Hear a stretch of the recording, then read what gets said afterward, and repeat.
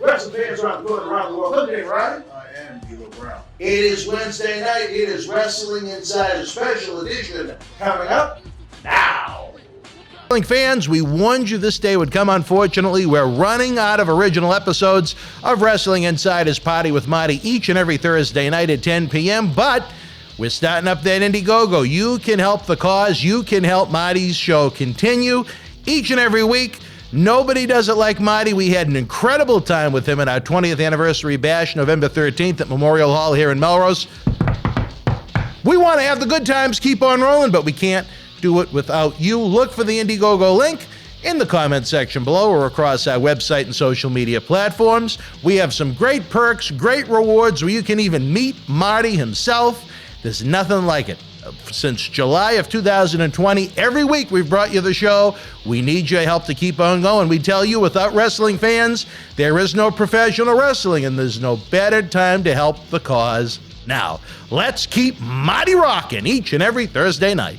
Wrestling fans, VIP packages and tickets are on sale now for Boston Wrestling MWF's Back to the 80s live event and Legends Fanfest, Saturday, April the 16th at Memorial Hall in Melrose, Massachusetts. See and meet WWE Hall of Famer Hacksaw Jim Duggan, three-time WWE Tag Team Champions Axe and Smash Demolition, WWE Hall of Famers Tito, Santana, and Cowboy Bob Orton, the Wild Berzerker, the indestructible Warlord, Dangerous Danny Davis, and if you great fans step up and get those VIP packages and tickets now, we'll add more 80s WWF legends. VIPs take part in exclusive Q&A sessions and an 80s Legends group photo before doors open to all fans for an autograph photo fan fest and a night of hot in-ring action for memories that'll last a lifetime while helping our friends from Make-A-Wish. Tell your friends, tell your family. It's the wrestling celebration, decades in the making. Lock in the best seats in the party now at bostonwrestling.com. We'll see you live April 16th.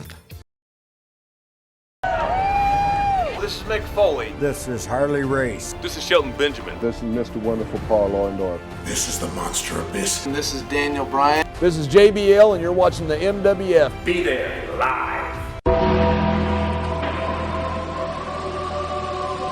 Wrestling fans, welcome back. So happy to have this man with us. His first 4 episodes were so well received, we almost attempted to have him kidnapped, like it was the Hangover in Las Vegas. We were going to throw him in the trunk. I can't think of the guy's name. Was it Chung? And were you a fan of the Hangover? Dr. Chung. Was that his name? Yeah. He's on the Masked Singer. You're too big to dump you in a trunk. Yeah. So we just welcomed you back instead. It's easier to get in the back seat and just ride along. All right, we're going to continue to talk great wrestling. The last time we were with D'Lo, we were talking about kind of his introduction to the World Wrestling Federation, where he didn't even officially have a name. He was just kind of bow tie guy. And now we're going to look at how he morphed into one of the favorites of the company during a very interesting time, 1997, as we mentioned with Impact. I think it was a time of great growth for WWF. To be fair, it was getting, as far as ratings go, it was getting his ass handed to it by WCW Nitro. The house shows, they could kind of fluctuate. I know my buddy Eddie Cohen said usually, depending upon the size of the building, healthy numbers were usually 4,500 to 5,500. And there were a lot of nights, those numbers weren't being hit. So it was an interesting time. Downside guarantees were being introduced as opposed to the old typical WWF contract of, okay, you're going to get 12 TV tapings at 150 a shot, and everything above that is up to you. Guys are actually getting a little guaranteed money for the first time. And I know you mentioned when you signed your first contract, you finally got a little guaranteed money as opposed to every time you made an appearance. So it was nice to have that firm guarantee. Life was changing, and in a lot of ways for the better. Yes. But you know what? WWE certainly took its lumps as it tried to grow, and I think that was one of the better things that came out of the Monday Night Wars. I think for the guys to have something they could count on, I think that's very healthy for the mindset. You know what I mean? You're not constantly worrying, geez, if I take a draw tonight, am I going to even have a check to look forward to next week? And there were times that would happen with some guys on the other guy. Yeah. But it was nice to focus just on wrestling and not have to to have your mind and sidetracked in 3 different places of how much you're gonna make, how much you're gonna take home, and what bills can I pay. Where it's just now I know what the budget, I know what to take care of. Now let me focus on honing my craft and getting better at that. So now I can raise my guarantee as I raise up the card. And I always loved the terminology downside, minimum, where if you're doing good yourself, if the company's doing good, you're only going to increase it from there. And I'm sure there were times, maybe not in 1997, but the years when things get really hot, I bet you exceeded that downside quite a bit. Oh yeah, no. Yeah. And when Attitude really got going and the Monday Night Wars heated up and we saw our house show and TV business pick up, it was reflected every Monday when you'd get a call from home and go, hey, this is what was in the mail today. Well, heck yeah. So it made going to the ring that much easier knowing. So it was nice. It was very nice. And I mean, again, I not to sound braggadocious, but I mean, I got to learn firsthand from Ed Cohen, who was in charge of the live event business.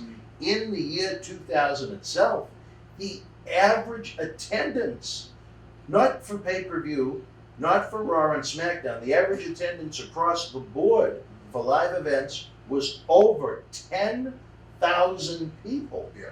I mean, that is insane when you look at the numbers nowadays. The average attendance for house shows, everything, was a little above 10,000. And that's based on doing 200 to 240 events a year. So I mean that's when you look at that over the course of a year, that's a lot of people coming to see your product. Millions. Yes. So I mean, it was a good time, and I remember we knew when business was getting better because we used to have this thing called the tarp monster. And for anyone who doesn't know, if you go to the arena, and when the building's not sold out, in the upper deck there'd be that black covering that covers the seats. That's that tarp monster, because you could see the tarp monster eat the seats because it would cover more and more up. Right. And we saw the tarp monster start going this way because more and more seats were opening up. That was a sign. That was a sign business was picking up. And I remember one time we did Madison Square Garden, and don't quote me on the months, but this might have been April of May of '97, and I think the attendance was woeful. It was down, and then we were coming back in like May or June, and we came back in June, and out of nowhere we sold $1 million worth of merchandise, and the house was completely sold out. So it was like 2 months difference. And I remember everyone gushing over it. And then 2 months later, if you didn't hit those numbers, now you got depressed because it was like, well, we're going, let's go. And that's when you really got the feel. When New York turned around, when you saw New York City turn, the rest of the country was right behind it. As Vince McMahon Sr. would say, the garden is the garden is the garden. So that's kind of the litmus test That's the of how heartbeat. the whole business It's goes. the heartbeat of everything, yes. Yeah. And there were some times when MSG was down, you knew the business Yeah. was in a rut. As much as you and I loved the 80s wrestling and so on and so forth, if you look at the actual history books, there were times you didn't see numbers 10,000 people. I mean, running 4 towns a night, the roster is spread awfully thin at times. But I remember the first time they tried to invade, I'm not sure if it was either Charlotte or Greensboro, but they did Hogan and Andre, and they only did 2,000 people in '88. So I mean, yeah. So they always say, every show was sold out. Every night they were hanging from the rafters. Well, a lot of the times in a lot of major arenas, that was absolutely true. It was not true 365 days a year on 4 tours a night. Yeah, I mean, and when you hear 4 tours, I mean, there's the A squad, the B squad, the C squad, the D squad. And you do that just based on how you break up the roster. But there were times when all 4, 2 or 3 house shows, 4 house shows, all would sell out. Yeah. I mean, there's times when you could just put the logo up on the billboard outside of the arena, not announce a card, and the show would sell out. Like, tickets on sale. No, they're sold out now. It was a good time.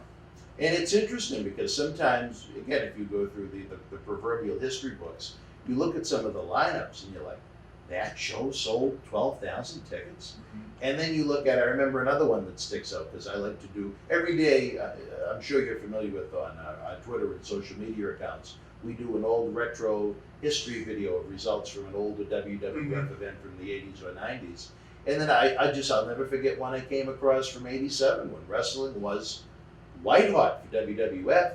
Savage and Steamboat did 1,700 people in Springfield, Mass. One of the hubs of WWF. Yeah, and that's So I mean, it's really strange how at times it could fluctuate like that. But overall, I mean, just as we mentioned between Saturday Night Main Event, WrestleManias, this mainstream media, it's just, as much as we love the 90s and the success that came in the 90s with the Monday Night Wars, you're talking about a period where I think people often forget almost every week for quite a period of time, either Raw or Nitro was setting the record for the most watched show on cable television ever. Yes. Ever. Not for the week, Ever. not for the month, not for the year, not for the day. Ever. And then next week, it would only go up. And then the week after, it would go up. And then it would be one company, and then it would be the other company. And if you took the number, because if you combine the total number Right. of wrestling viewers, It's even more. and then that goes up against Monday Night Football, which is the godfather Right. of Monday nights, which no one touched. That's a 10,000-pound elephant in the room. And you put the two wrestling promotions together on a Monday night, and we were knocking on Monday Night Football's door. And that isn't, that's unheard of in television. It's unheard of. Monday Night Football was hurt by wrestling. Yes, without a doubt. When you I don't care who you are, when you pull away millions and millions and millions of viewers, and you putting them on, 2 hours on one network and 2 hours on another network, that's a lot of people not watching your product. Well, I tell you, one that, I'm sure we'll get there as our adventure in these interviews continues, but one that irks me is, I don't know why, but WWE sometimes pushes that the most watched episode segment ever was that nonsense, and I hated it. I don't know what your thought of it was, but the This Is Your Life with Mankind and Rock. Oh, yeah. But the actual highest rated episode was earlier in '99 when Undertaker and Austin, with the competition of Nitro, did over 10 million people. I mean, what does that say? That's up 10 million. With wrestling competition on the other channel, still did over 10 million people. That's impressive. That is impressive. But we'll get there again as time goes on. Well, We're still in 1997. I believe business is making a sharp turn and going to the rising up again. You can feel it. There's a pulse about the business. There's a flow. You can feel the energy when you're talking about wrestling now. And energy is contagious, and when it's contagious, it'll spread. And I think it's going to grow big. And when you've got wrestling being mentioned on Sports Center or Good Morning America, or it is part of pop culture and nightly news. That's a big thing. We mentioned on one of the previous interviews that I think the independent wrestling world owes Triple H a thank you for making it cool again with NXT. I think wrestling in general maybe owes Tony Khan a little thank you, because I think once he decided to invest his money and get TNT involved in the world of pro wrestling in prime time again, I think it got more people, opening the eyes a little wider or opening the ears a little more, and what's going on with this. And then once you see what one company's doing, what's going on with this one, what's going on with that, and then it's almost a domino effect. You know what I mean? In my opinion, I think that's what happened with the Monday Night Wars. I think it was almost a domino effect. Well, we had said it before. Competition is the greatest thing this business can ever have. Yeah. And when competition equals options, and options means more places to see what you want or what you don't want, or if you don't like what you're watching, you can change the other channel. So those are all wins for the audience. And when the audience wins, then wrestling wins. And I think that's what's going on right now is there's options between, WWE, AEW, Impact, Ring of Honor, MLW. Like I said before, you have the ability to watch Japan on the regular. You can watch wrestling in England, which you couldn't do. Europe is hot. Europe is huge well, I right should now. say, at least was hot up until the pandemic. Well, I'm not sure about quite right now. But I mean, it was with all those options. I mean, that's what makes this an exciting time.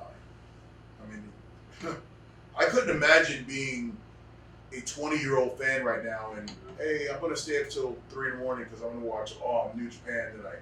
I couldn't imagine being that. I would have done it, but I couldn't imagine having that option. Right. Yeah. It's amazing. It really is.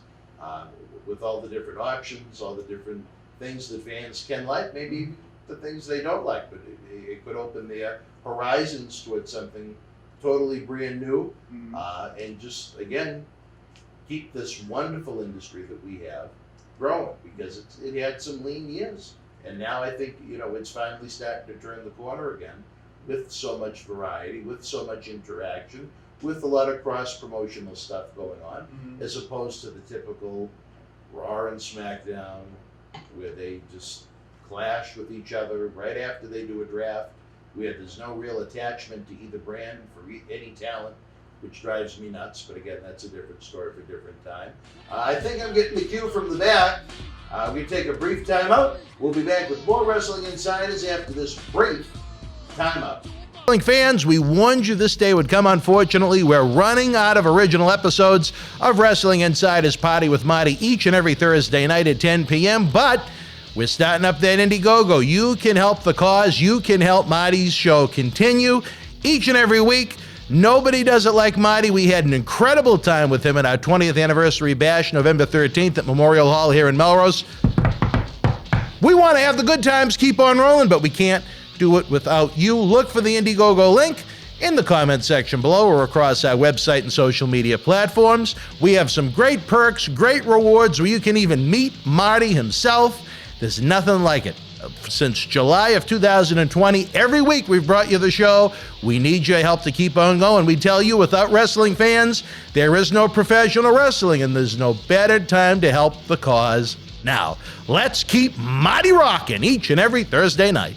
Wrestling fans, VIP packages and tickets are on sale now for Boston Wrestling MWF's Back to the 80s live event and Legends Fanfest, Saturday, April the 16th at Memorial Hall in Melrose, Massachusetts. See and meet WWE Hall of Famer Hacksaw Jim Duggan, three-time WWE Tag Team Champions Axe and Smash Demolition, WWE Hall of Famers Tito, Santana, and Cowboy Bob Orton, the Wild Berserker, the indestructible Warlord, Dangerous Danny Davis, and if you great fans step up and get those VIP packages and tickets now, we'll add more 80s WWF legends. VIPs take part in exclusive Q&A sessions and an 80s Legends group photo before doors open to all fans for an autograph photo fan fest and a night of hot in-ring action for memories that'll last a lifetime while helping our friends from Make-A-Wish. Tell your friends, tell your family. It's the wrestling celebration, decades in the making. Lock in the best seats in the party now at bostonwrestling.com. We'll see you live April 16th.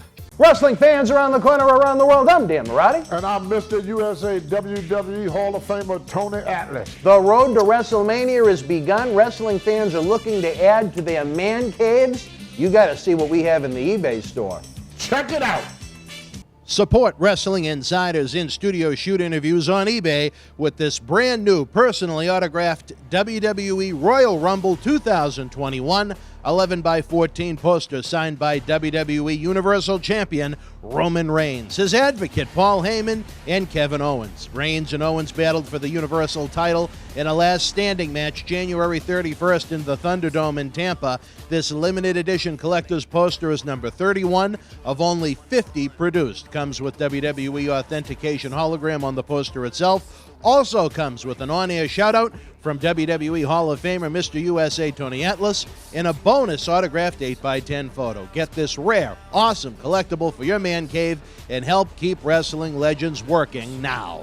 All right, wrestling fans, welcome back. Thank you for joining us on Wrestling Insider Special Edition. Dan Marotti and D'Lo Brown. Hey, and D'Lo, let's flash back to where we kind of left off in our previous episodes. 1997. Yes.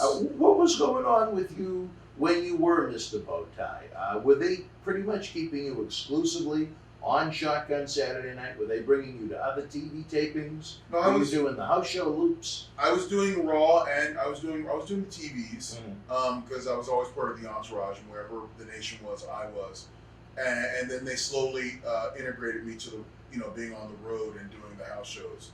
So quickly before Mania, I was doing house shows in '97. So it turned around pretty quickly, and then didn't back off from TV for several years. So yeah, they had me out there. Usually with the younger guys like yourself at that point, they want them working all the house shows just to get the experience under their belt. That's why, as I did my research, I was surprised that it took them a little while to immerse you into it, but like you said, they didn't give you a contract until slightly before WrestleMania. And it was long before I was doing house shows, but I was standing on the floor. Right. It took a while for them to actually trust me in the ring, and that's by mid to late '97. That's when they were putting me out there and involving me in matches and stuff like that. All right, we'll take as fans to that time, WrestleMania 13 in your adopted hometown of Chicago, Illinois. Did the worst buy rate of any WrestleMania in history. Maybe rock bottom for WWF at that point, as they were trying to turn the corner, because a year later it did. The biggest buy rate in WrestleMania history.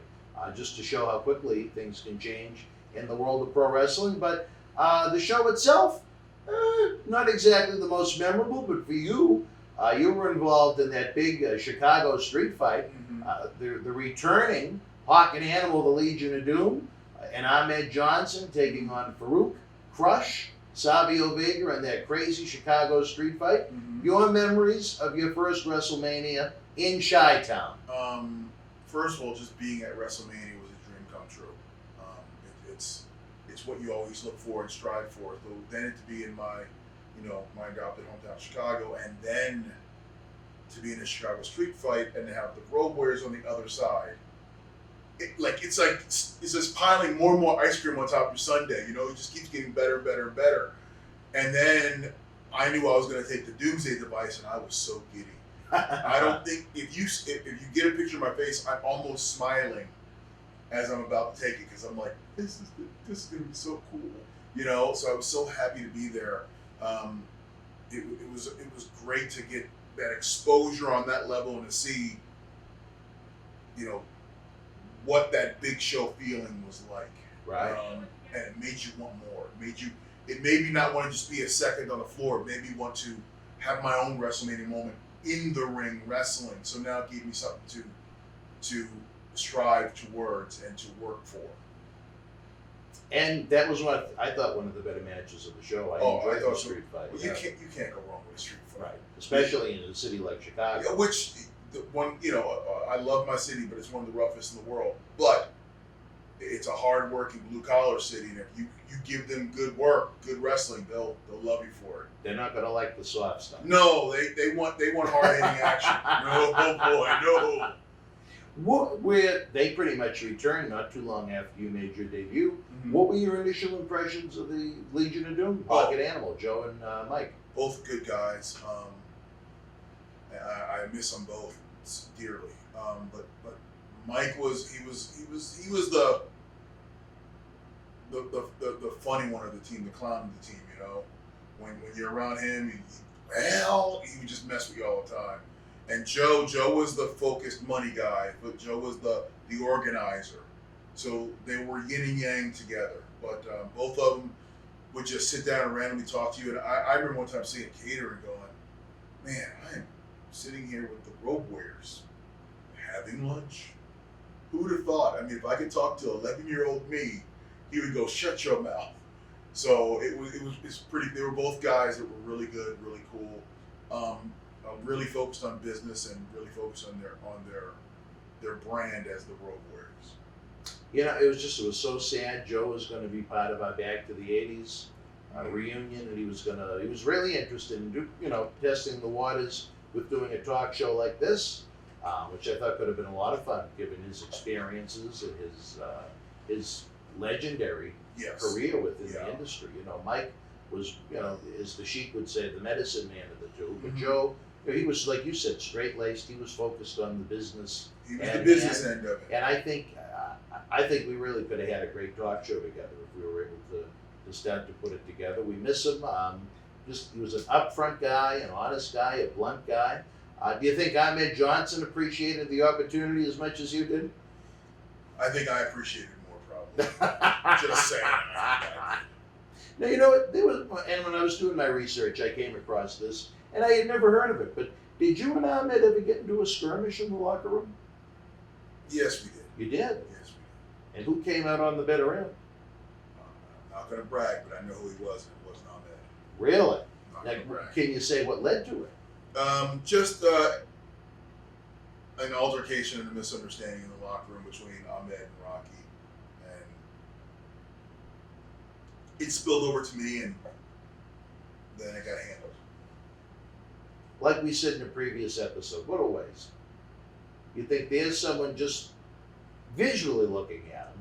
There's someone that you could do so much with him, but just, I guess maybe the best way to put it is just a personality that wasn't cut out for what we do.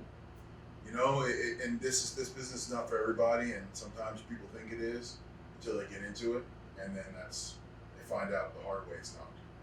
So, And he learned the hard way. I mean, he probably left millions on the table. Imagine if he'd stuck around and was able to adjust his attitude during the Attitude Era. the word probably should not be in that sentence. He did leave millions. He left a lot on the table. What a waste. Oh well. Oh well. It is what it is, right? It is what it is. It is what it is. And you came out on top. I brother. came out on top, and I got a good reputation in the locker room, so I'm okay. There you go. And you still have a good reputation now. And I have a good reputation now, so people don't look at me that way, so I'm okay. Well, the main event of the night, as I'm sure aficionados will remember, was The Undertaker defeating Sid for the WWF World Championship. But the one match that probably is looked at as one of the better WrestleMania matches of all time was that outstanding submission match between Bret Hart and Steve Austin with Ken Shamrock as the guest ref, where they did almost perfected the double turn. That to me, and a lot of people go to King of the Ring where Austin first said, Austin 3:16. To me, in that ring that night was the birth of Stone Cold, was the birth of the Austin era. That imagery of him in the sharpshooter, blood running down his face, screaming at the camera, that was the moment to me that I was like, even as a person who was backstage, went, oh, that's good. That. You couldn't put your finger on what, but to me, that was the birth right there. And the double heel turn was done so smoothly, so perfectly. You almost didn't realize what was happening until it was done. Yeah. And that was the beauty and the art of it. Obviously, none of us knew what was going to happen going in. We were sitting there watching in the back like everyone else. And I remember being next to Ron going, well, and just seeing what happened. It was like, that. There's something right there. And Ron goes, here we go. Because he had a feeling. And when Ron's barometer went off, he's been around the business a long time. He knew. And here we go. We about to take off. And that's not to say that Austin wasn't hot. No, Austin was hot, but Austin was a pseudo heel. Right. This is the night he became the guy. Right.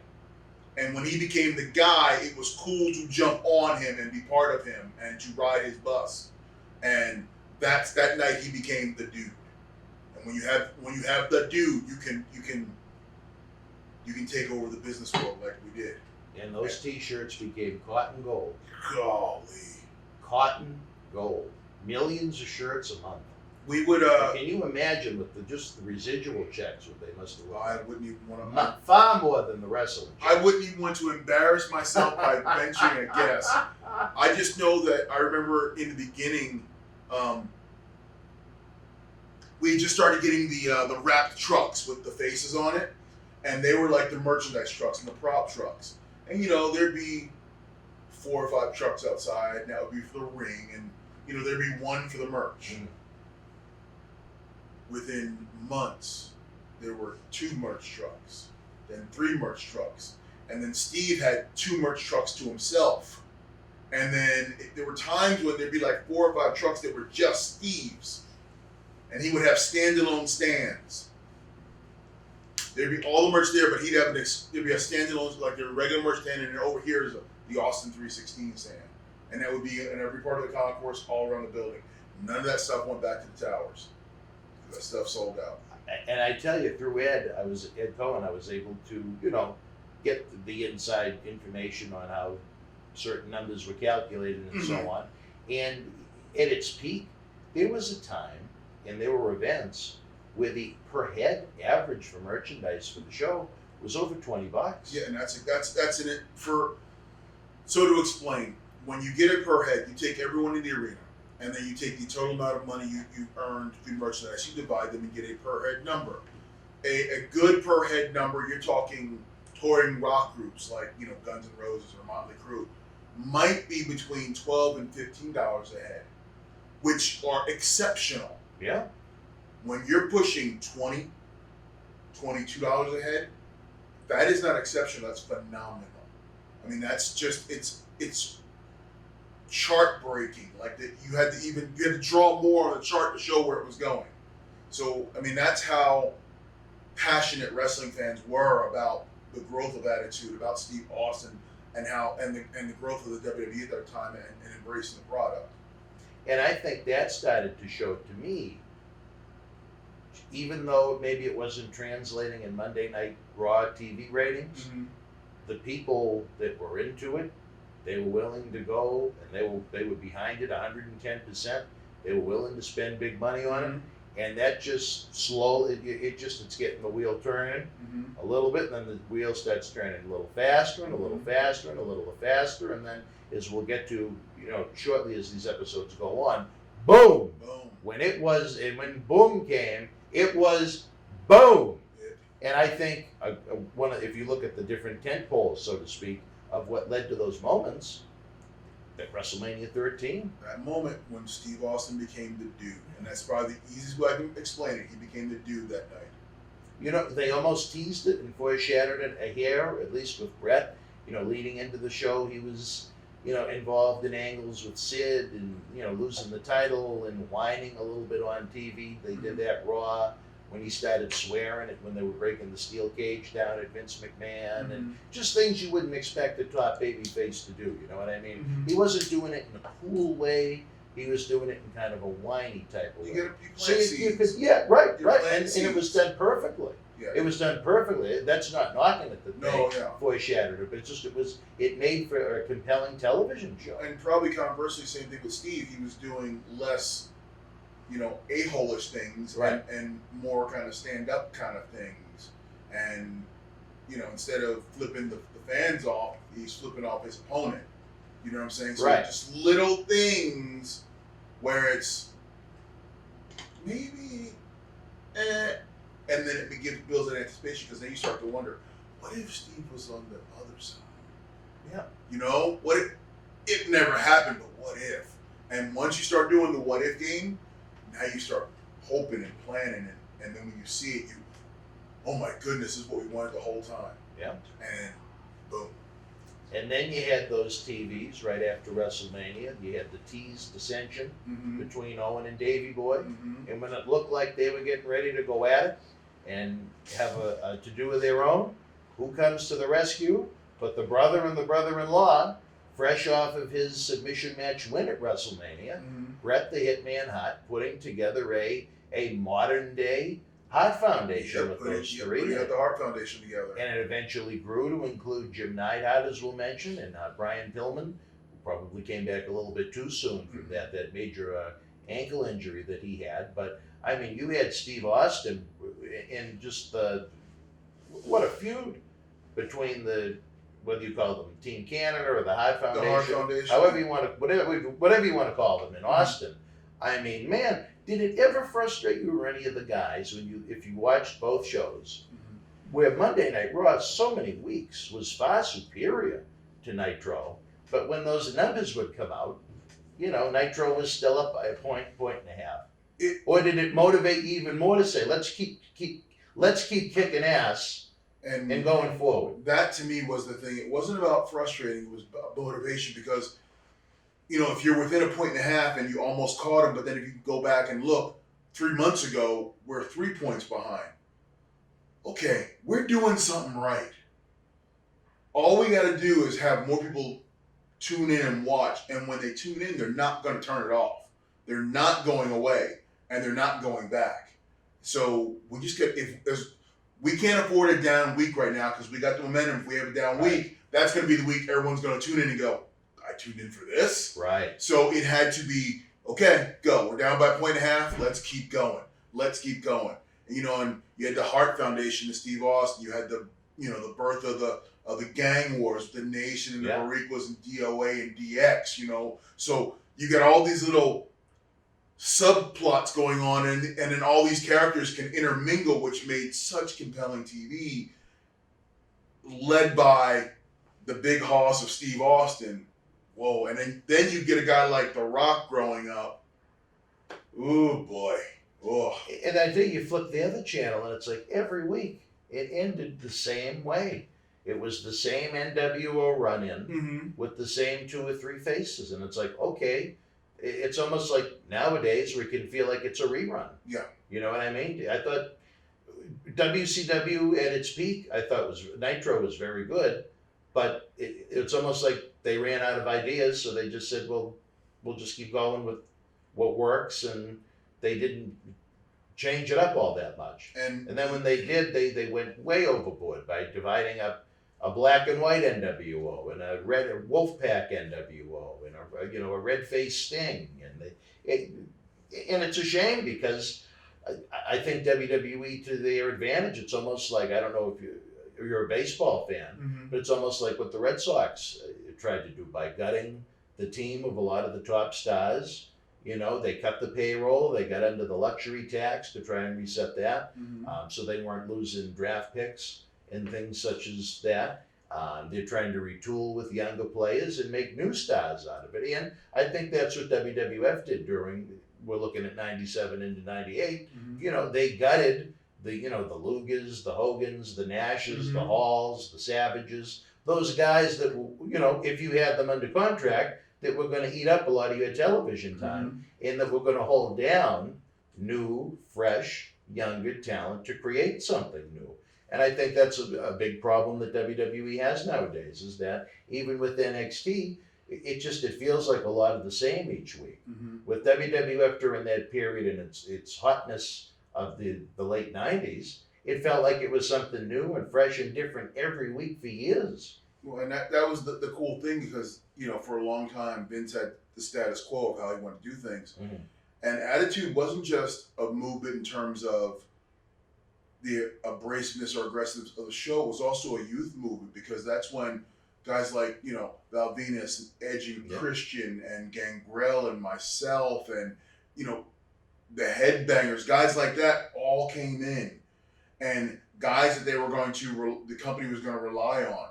So they brought us in underneath and then put us in positions where we could grow right in front of your eyes. And then it's like watching AAA baseball and watching that kid you see in Pawtucket make his way up to, the Red Sox. So you could say, I saw him then, but I see him now, and have that bridge. And that's kind of what WWE did in that 96, 97, when they brought in a lot of that younger talent. And then, when we got like I said, the example of the vets who are showing us with Undertaker and Austin and how to lead. Yeah. It's very easy to follow that. And it's very easy to learn from that. And it's very easy to go, this is what I need to do to be there.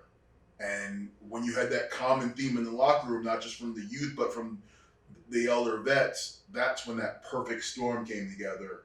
And as you use the word, boom. Boom. Boom. Boom. Like I said, I think 97 was the year of almost trying to feel a lot of certain different things, a lot of different concepts, a lot of different people out. But and we'll get to it, but when they did the angle where they brought in Tyson, that was the boom. Oh, that didn't take you to another level. That brought you to a different stratosphere. That was a rocket, and we were shooting for the moon and hit Mars. Exactly. You went further than you probably thought you could go. That's at that point. When Austin and Tyson and DX Raw out there, and you knew, all right, this is special. This, and you all you heard back here was da-da-da, da-da, because you knew SportsCenter was going to be all over this. And if SportsCenter was all over it, then there's another 100 million people who are going to be exposed to what we're doing that may or may not have been watching us. So, yeah. All right, wrestling fans, we're going to get to 1998 in the future, but certainly so much more great stuff from 1997. A very interesting year. It was a year of peaks and valleys, I guess is a good way to put it. A lot of great stuff happened in 97. A lot of stuff that maybe that you'd roll your eyes at, but WWF was trying to find the perfect formula to combat a billion-dollar television entity that owned WCW. An interesting time if you lived it, but if you didn't live it, that's why you got great talk shows like this. Right now we're going to take a brief time out. We'll be back with more Wrestling Insider Special Edition to wrap up the show after this brief time out.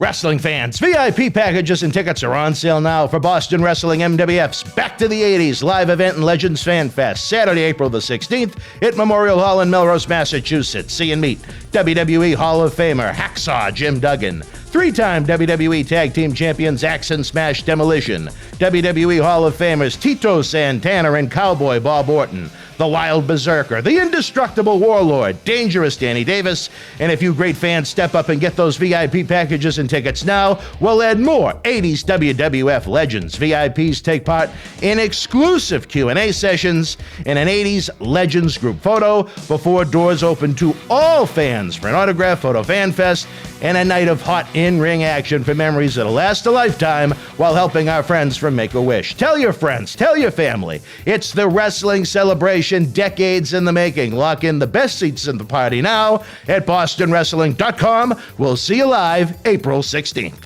Wrestling fans, we warned you this day would come. Unfortunately, we're running out of original episodes of Wrestling Insider's Party with Marty each and every Thursday night at 10 p.m., but we're starting up that Indiegogo. You can help the cause. You can help Marty's show continue each and every week. Nobody does it like Marty. We had an incredible time with him at our 20th anniversary bash, November 13th at Memorial Hall here in Melrose.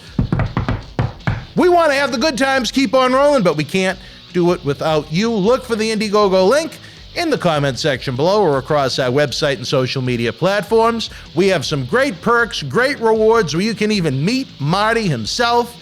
There's nothing like it. Since July of 2020, every week we've brought you the show. We need your help to keep on going. We tell you, without wrestling fans, there is no professional wrestling, and there's no better time to help the cause now. Let's keep Marty rocking each and every Thursday night. It hits different live as the road to WrestleMania comes through State College with the head of the table, Roman Reigns, and a new challenger has emerged to dethrone the Queen. Face me and put your title on the line. As Naomi battles Charlotte Flair for the SmackDown Women's Championship. It's the WWE Road to WrestleMania Tour, live in State College, March 26th. Tickets and Superstar Experience packages on sale now. Wrestling fans, I'm Dan Marotti. And this is the man of the hour, Leo Rush. It's all over BostonWrestling.com and our social media. But Leo, brother, they got to check out some of this merch. They got to. Check it out, fans, right now available on eBay. The Undisputed Era kicked ass and took no prisoners in WWE NXT. Now you can own this limited edition collector's autographed art print personally signed by Adam Cole, Roderick Strong, Kyle O'Reilly, and Bobby Fish. Also signed by the original artist, Rob Schamberger, one of only 50 made direct from our friends at WWE. Help keep wrestling legends working. Get this awesome collectible for your collection now. All right, wrestling fans, welcome back to Wrestling Insider Special Edition. It's always the saddest time of the show because it's the third segment, and that means it's the last segment, but that doesn't mean we don't have great stuff we're going to discuss about 1997. Don't you worry. We got a lot of great stuff to talk about. I'm so happy we've made it to a new year in 2022. We got D-Lo with us, a man that's still contributing so much to the industry right now in Impact Wrestling, and we're lucky enough for him to contribute his thoughts, his memories, his experiences. His life is part of the World Wrestling Federation, now WWE, is the Attitude Era. The Monday Night Wars were unfolding before our very eyes each and every week. It was such a unique time It was what NBC used to call on Thursday nights must-see TV. It was must-see TV. There was something happening on one of those two shows every week, if not both shows, that was big. And that was the cool thing about it. I can't tell me people would tell me the story of, in our house we'd have 3 TVs. We'd have Raw on the big TV, and we'd have Nitro on the smaller TV, and we had Monday Night Football on the third TV, and that's what we would do around our dorm room or we're in our house. People would bring their TVs or plug it in. And I was like, man, that's so cool that you would go through all that. And they'd have Monday Night Wrestling watch parties where you get groups together in colleges, and they would take over, halls and put up a big TV and just watch wrestling. So, yeah. It was an exciting time. I was always happy that TNT would replay Nitro after Nitro was over. Yeah. Because I was a WWF guy. I wanted to watch Raw. But I was interested in seeing what was happening on Nitro too. So, when Raw was done, I'd catch the replay of Nitro and then see what was happening on that show. And it would make for, on the good nights, those were some great nights of wrestling. Yeah, those were some great nights of wrestling. And this is like, let's preface this is long before DVRs, ladies and gentlemen. So it's all we're talking VHS. VHS. And those things were so hard to program. It took a rocket science to get that thing on record. So and I had literally no over exaggeration, thousands of VHS tapes of wrestling. I did too. Thousands. And my goal was to always transfer them to DVD, but I think it takes several lifetimes, so it never got done. And now everything's pretty much streaming anyway. Yeah, everything. The only thing I don't like about it though is that it's so hard to get the originals. We have in certain eras they weren't as good as interacting with music companies and so on and so forth. Or now with WWE Network, Peacock wants to eliminate certain things, and I just wish, and I understand for business reasons why they have to do it, but I just wish things could be left alone and could be relived as is. Yeah. That's just my opinion. There's somebody out there, a historian out there somewhere who's got everything on VHS and just it's sitting in their basement waiting to get like a Library of Congress waiting to go out to the world. There was a guy that worked with us, the Jackal. I think you met him when you were with us. Great historian of pro wrestling. If he ever was the type that wanted to get into a suit and tie, Tony Rumble always used to say, he would have been on all those A&E biographies. He had every episode of WWF wrestling taped from when he got a VCR in like 82 until he died in 2015. Eventually, he went on to DVDs once they had DVD recording. That's a lot. But I mean, he had everything. Anything you could imagine. WWF, I think, would have been impressed with what he had. With his library. Yeah. And in some cases, maybe even better condition. Because, companies didn't always, back then you didn't know how to store how old footage needed to be stored on tape. There's stuff that's been lost because some of that old film would disintegrate over time if it wasn't stored properly. Right, yeah. That's why luckily now everything's digital recording and it's for the companies now it's being held in something like this as opposed to in the basement with tens of thousands of rolls of tape. But some of that stuff didn't make it just because you know how long it was going to last, and it would just disintegrate or get overexposed with some light and just whitewash the whole film. The sad thing is, I don't know what his family did with it, but they probably just threw all the tapes away. Then, for whatever reason, he had every episode of Night Court on tape. I love Night Court. Were you a big Marky Post fan? Yes. Really? Out of all the shows that are being remade, right? Yeah. Why couldn't they do a remake of Night Court? Isn't there one coming? I don't know, but I wish there was. I think there is a Night Court a gentleman in the back, Fan and Lou, could you look up for us, is there going to be a reboot of a show called Night Court on NBC? It was all the things it's random. That and another show called Quantum Leap. They could have redone that all the time. I've heard of it. I didn't see it. But Night Court, I used to get a kick out of. I love Night Court. But this guy, the Jackal, beyond his love of wrestling and we'll say adult films, he loved Night Court. Well, that's a good thing. He had every episode long before there were DVD libraries and seasons that were released. There is one, so Night Court is going to be rebooted. Okay. I don't think Harry Anderson's going to be the judge. Well, no, Maybe they can dig up Bull. I don't know what he's doing anymore. If Harry Anderson's a judge, then we're all in the wrong a weird place. world. We're all in the wrong place right now. But a night court aficionado. But, I just for spits and giggles, I call Madman Fulton Bull. Because, really? Because one of his previous jobs is he was a bailiff in a courtroom. Really? Yes. Oh, I did not know. So I call him Bull all the time because he reminds me of Bull from Night Court. Wrestling fans, did you think that Night Court was going to come up on this show? I'm telling you. What a program. The things you know. What a program. Let's go back to April of 1997. The guy's got the contract. He's no longer bow tie guy. He's D'Lo Brown. He's hitting the house shows. He's hitting, where the hell was it? Durban, South Africa. Yes, sir. You're over in South Africa. You're working singles matches, putting over Flash Funk and Jesse James. Mm-hmm. Your memories are finally hitting the road and working those singles matches as you instead of being the guy outside the ring. It was one of those things where I was very happy, but I knew to myself the work is just beginning. Mm-hmm. Now I've got to. I've earned the right to be in the ring, but now I've got to prove I belong and need to stay in the ring. I knew I could wrestle. I knew I had the ability, but now I've got to put it on display for them. And I owe a ton to Gerald Brisco because he was the agent on that South African tour. And so, it was my way of, because he would write a report every night and have to be sent back. Yep. So it was my way of knowing if I went out there and had good matches with BG or with Flash, this was going to go back to the office. And then, so I knew how I needed to be on the bus, in the hallways, in the locker room, in the hotel.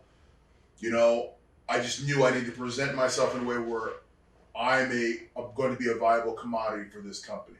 And, every night Gerald would sit me down at matches. He would break things down for me. He would say, try this, try this, try this. And I just took it in as a sponge. And I was like, okay, the next night I go do it. And when I come back, he'd have smiles because I would do the things he told me to do. So he knew I was coachable, which is another big asset to have.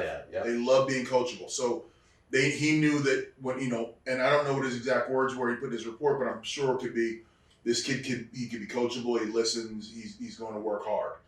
And that's when I knew, at the end of that tour, I remember flying home and we're somewhere over the Atlantic and we're almost in New York. And I remember coming up to my seat and just saying, "You're going to be okay, kid." Jerry? Yeah, you're going to be okay. And I was like, because, for me, at that point, I'm still counting money. I'm still going, all right, when I get home, I get to Chicago, I got to pay this bill and this bill. Oh, yeah, the credit card bills due. And that's, you're going to be okay. And I don't know, but it just relaxed me even more. But yeah, I owe a lot to Gerald Brisco from that tour. I'll tell you an interesting story. The first day of that tour, I was late for the bus. Mm-hmm. Late for the bus. And he told me, he yells at me, "What the hell are you doing? It's your first time?" And he's yelling at me. And he goes, "I'm going to fine you 5,000 Rand. And I'm like, 5,000 Rand? Oh my God. 5,000 anything. Yeah, and it's going to be coming out of your check. And I was like, oh God. So for the entire 10 days, I'm sweating on 5,000 Rand. You don't have the internet. You can't do a money exchange. Yeah. I don't know what 5,000 Rand is. Yeah. So the last night of the tour, Gerald Brisco goes, "All right, time to get your fine. 5,000 Rand equals $5.85. And I went, and then he busted out laughing, and he was ripping me the entire tour. Yeah. He was and he goes, "You learned your lesson." I was like, "I will never be late again for a bus," and I was never late again for a bus. He goes, "Then you're okay." I tell you, I consider myself very fortunate to have become so friendly with Jerry over the past few years. He's come in to our live events. He's helped with the Holiday Headlocks toy drive. He's done a seminar with some of our great talent. Carmelo Hayes, who's in NXT now, was part of one of those seminars. So, you know what? Great eye for talent. Still wants to contribute to the business, even though he's not in his 30s anymore, but he still loves what we do and wants to be part of it in any way possible. And those are the types of guys you have to love. Those are the type of guys you have to love and you have to keep around. As long as he's got a heartbeat, that heart is going to beat for this business. and he's got passion for it, and he can see talent a mile away. He can just see it. He's got a nose for it. If he takes a liking to you, then start working really hard because he sees something in you. Who knows if he may come up again in these series of interviews. Any other interesting or funny Jerry Brisco stories or memories? None that I can say on camera. Really? No, Jerry?